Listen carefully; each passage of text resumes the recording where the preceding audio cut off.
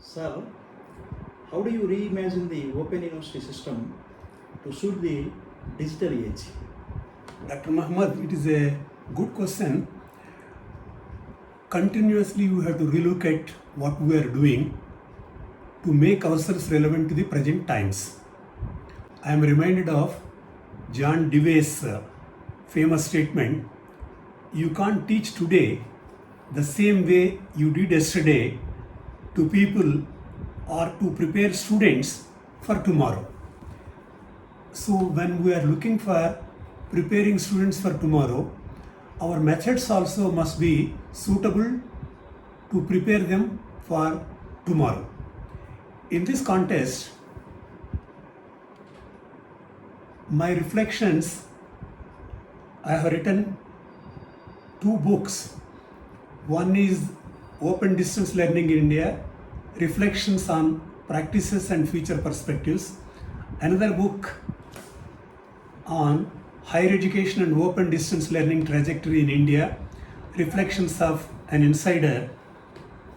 In these two books, I have tried to examine some of the questions, some of the aspects of higher education and open distance learning, which include an essay on reimagining Indian open university system in a digital age. When we are reimagining our system, we must also be conscious of limitations of the system during the last 40 years of its operations. To me, the three limitations of the system, I may call them one as the governance deficit, deficit in delivery of services, deficit in achieving our goals. The systems and processes and policies we have adopted sometimes are not suitable to achieve our goals. I call them as the governance deficit. The second deficit is, I call it as a imagination deficit. That means we are not able to imagine the future requirements. We are not able to understand the future requirements. As a result, our systems, our responses also are limited by our limitations of ability to see the future in a broader perspective. This is, I call it as a imagination deficit. And the third thing is, I call it as a methods deficit. Methods deficit refers to more our admission methods, our program development methods, our delivery methods, our teaching learning methods, our evaluation methods. Methods deficit. So the first thing I am focusing is, we must be conscious of the limitations of the present system. Only when we understand the limitations in a proper way, you can find proper answers. If you understand the limitations in a wrong way, our responses will be also wrong. So let us be open, let us be clear, let us be self-critical, and let us not overemphasize our achievements only, but let us be conscious of the limitations in an open way. Openness to reality is very, very important. Sometimes if you cover up the reality, you will not be able to improve the system. In reimagining, in Indian context particularly, 2020, year 2020 is very critical in education developments in India. Or throughout the world also this happened, but in India particularly, the COVID-19 2020, that has resulted in a lot of changes in the way in which we teach, and interestingly, it has created a lot of problems. It is a great tragedy also. But the positive side of that is, after 2020 COVID effect, the technology has acquired more legitimacy. Technology as a tool of education, I am talking about technology as a tool of education, has acquired more legitimacy. This is a positive development of a tragedy, 2020. Another important development in Indian context is 2020 National Educational Policy was developed by Government of India. That also has given a new direction to the developments in education, and particularly in higher education, particularly in the use of technology. So these two things we have to take note in reimagining open university system in India. When I am looking at reimagining open university system, I am focusing particularly on 5 aspects. One is, you have to reimagine about our admission system. When I am saying about our admission system, we have to design systems whereby admission process becomes more easy, more flexible, more comfortable, and that's why more enrollments can be ensured. How do you ensure more enrollment? More enrollment here, I am looking at every open university to be a mega open university, as Sir Janiel said. Sir Janiel criteria of mega university is it must have at least 1 lakh students enrollment. This is a 1 lakh student enrollment, 100,000 student enrollment. All 17 open universities must aim at increasing their enrollments. For that, new strategies they have to think of. The new strategy contest specific. In that particular contest, what is the new strategy you have to see, or you have to design more appropriate methods for the retention of the student and for the success of student also. This is very, very important in the open university system. Major limitation is the what you call as a success rate is very low. Sometimes it is 10%, sometimes it is maybe 20%. But the success rate we must aim at 60%, 70%, 80%. So the first is admissions and success rate. This is very, very important. Second area for reimagination is the programs. The success and the relevance depends upon the type of programs you are offering. Suppose if the same traditional programs you are offering, it may not be very relevant to the present context. Today, the people are looking, education, as all of us know, has two goals. One, education is for living, and education is to make a living. These two are very important. So our programs must address these two.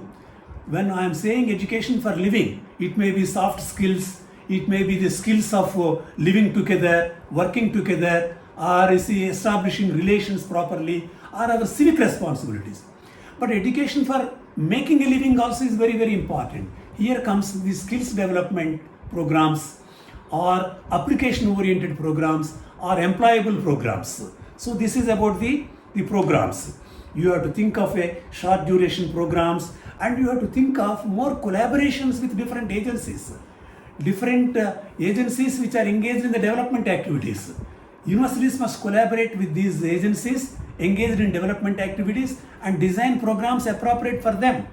So industry collaboration, community collaboration, non-government sector collaboration, NGOs collaboration, you develop appropriate program. This is about the programs. The third thing is about the teaching learning strategies also.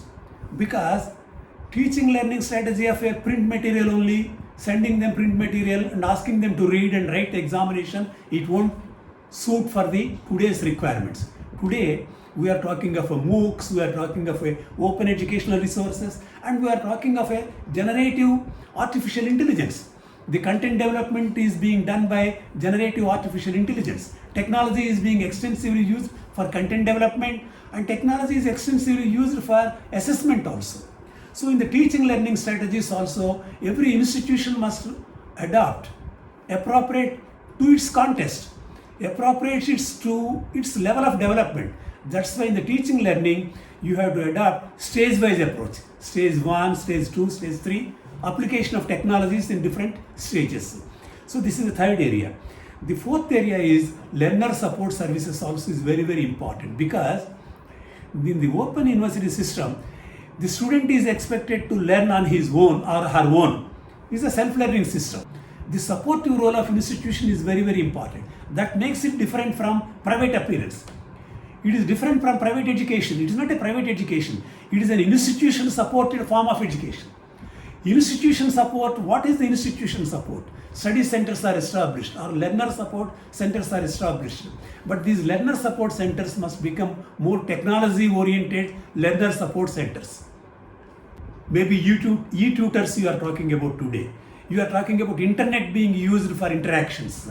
You are talking about artificial intelligence being used for interactions. So the type of learner support services also is very important. And the fifth area for reimagination is, which is equally important, is the governance system.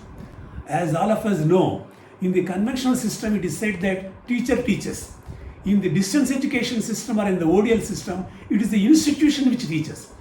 the inefficiency at any part of the institution results in total inefficiency in the system. The quality of education provided by open universities depends upon total efficiency of the system efficiency. In the system, if the delivery system, if the printing section is very inefficient, if the audiovisual development unit section is very inefficient, if the program development section is inefficient, it affects all the system. So institutional efficiency is very, very important. So institutional competency building is very, very important. How do you build the competencies of an institution? Competencies of the staff, competencies of teaching staff, competencies of the professional staff, competencies of the non-teaching staff. All the staff members is very, very important. So system efficiency is very, very important. Here the accountability of the system and the inclusiveness of the system also is very, very important. You can improve the accountability and you can improve the efficiency by only inclusive methods, by participatory methods, by involving all the people. So here the governance must focus on its delivery efficiency, and the quality of its learning materials also is very, very important. Unless the system improves, unless the capacity of the system improves, open universities will not be able to deliver their goods. So it must improve its admission criteria, it must change its program focus, it must emphasize on technology oriented teaching learning strategies, it must emphasize on very effective student support services and very efficient governance system. Then only reimagination is possible, then only reimagination has a meaning. Unless you reimagine, you have no future. Any institution, unless it is able to change itself to the changing context, institutions have no future.